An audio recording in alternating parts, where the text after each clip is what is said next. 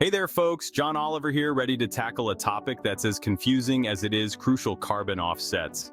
You know how sometimes you eat an entire tub of ice cream and tell yourself you'll balance it out with a salad tomorrow? Yeah, well, carbon offsets are kind of like that, but for corporations and their giant carbon footprints. In theory, it's a pretty simple idea. Companies pay for projects that reduce emissions, like planting trees or investing in renewable energy, to offset their own planet-warming pollution. It's like buying a get-out-of-jail-free card for the environment. But instead of monopoly money, you're using real money to, hopefully, fund some actual good.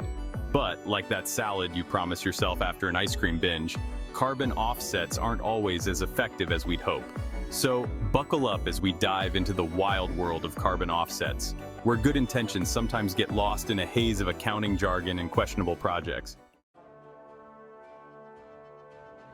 Now, the problem with carbon offsets isn't the concept itself. It's like saying the problem with dieting is the concept of eating less. No, the problem is usually the execution. And in the world of carbon offsets, the execution can get messy. Without clear rules, it's like a game of environmental limbo with no bar. How low can you go? Companies might claim they're offsetting emissions with projects that were already happening anyway, or with forests that mysteriously go up in flames a year later, releasing all that stored carbon back into the atmosphere. It's enough to make you want to scream into a biodegradable bag. That's why we need some ground rules, folks. We need to make sure these offsets are actually doing what they say they're doing, genuinely reducing emissions and helping us avoid climate catastrophe. Think of it like a stringent recipe for a carbon-neutral cake. You can't just throw in a handful of hopes and dreams and expect it to rise. So, how do we fix this carbon offset conundrum? Well, it's all about establishing a framework, a set of principles, if you will. And no, I'm not talking about a philosophical treatise on the ethics of carbon emissions, though that might be interesting. We need a practical, verifiable, and dare I say, somewhat entertaining set of guidelines to make sure carbon offsets are the climate solution they're supposed to be. Think of it like assembling IKEA furniture. It seems daunting at first, but with clear instructions and maybe a little bit of yelling, we can build something sturdy and reliable. So let's grab our Allen wrenches, or maybe just our thinking caps, and get down to the nuts and bolts of what makes a carbon offset legit. First up, we've got additionality. It's a mouthful, I know, but stay with me. This principle basically means that the emission reductions claimed by an offset project wouldn't have happened otherwise. It's like taking credit for cleaning your room when your mom was going to do it anyway. Sure, it's technically clean, but you didn't actually achieve anything beyond avoiding a chore. So if a company pays to protect a forest that was already under government protection, that's not additional, that's just greenwashing, folks. Slapping an eco-friendly label on something that's already doing its part.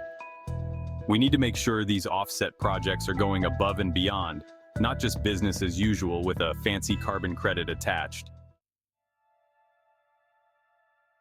Part 5, Principle 2, Permanence.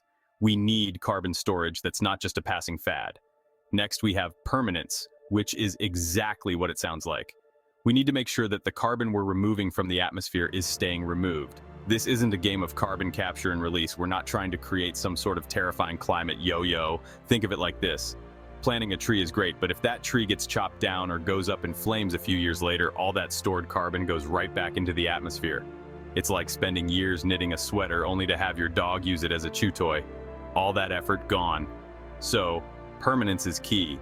We need to invest in projects that offer long-term carbon storage, like reforestation efforts that are protected from deforestation, or technologies that capture carbon and store it underground. We're talking geological timescales here, folks. Let's lock that carbon away like it's the combination to a bank vault full of clean energy. Part 6, Principle 3, no double counting, one carbon credit, one use, like a MetroCard for the planet.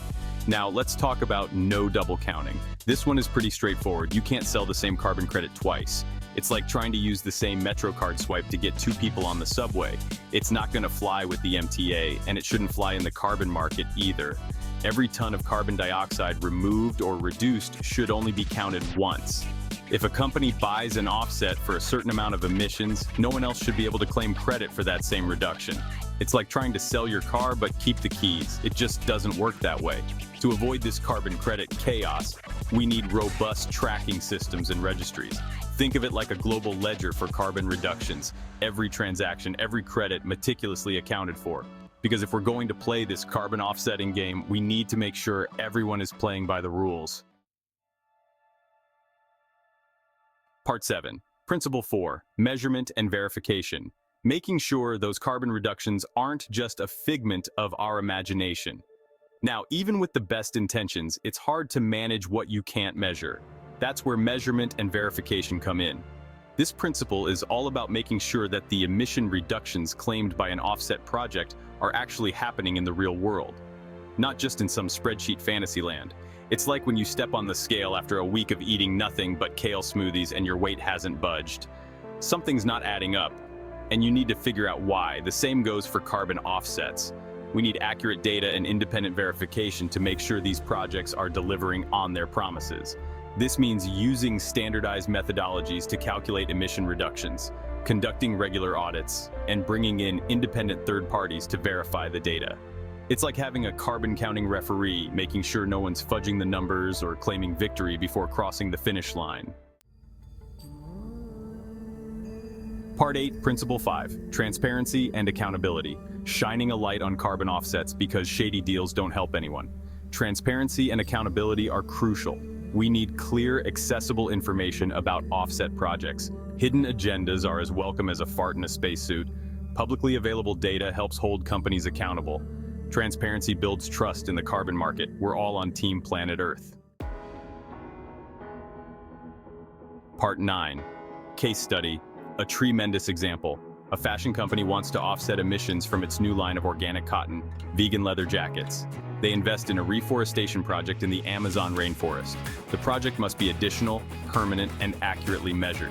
If these principles are met, the company can claim their jackets are carbon neutral.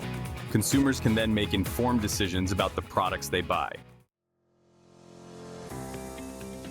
Part 10, The Future of Carbon Offsets. From Punchline to Powerhouse. So can carbon offsets really be a viable solution to the climate crisis? Well, the jury's still out on that one.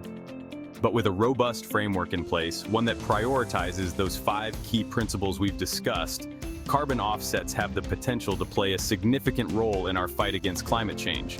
Think of it like this. Carbon offsets alone aren't going to solve the problem. It's not like we can just keep emitting greenhouse gases with reckless abandon and expect to offset our way out of it. That would be like trying to put out a fire with a gasoline-soaked blanket. Not exactly a recipe for success. But when used responsibly, as part of a broader strategy that includes reducing our own emissions and investing in renewable energy, carbon offsets can be a valuable tool. They can help us address emissions that are difficult to eliminate completely, like those from certain industrial processes or long-distance transportation. Part 11, Conclusion, a call to action with a side of laughter. So there you have it, folks. A crash course in carbon offsets complete with bad jokes and questionable analogies, but hopefully you've also come away with a better understanding of this complex issue and the importance of establishing a robust framework for carbon offsetting. Because we're not just talking about balancing some spreadsheets here, we're talking about balancing the future of our planet. And that's something that deserves our full attention, our best efforts, and maybe just a little bit of humor to keep us going when things get tough. So the next time you hear someone talking about carbon offsets, don't just roll your eyes and assume it's all a load of hot air. Ask questions, demand transparency, and let's work together to make sure these offsets are the climate solution they're meant to be. After all, we only get one planet, folks. Let's not screw this one up.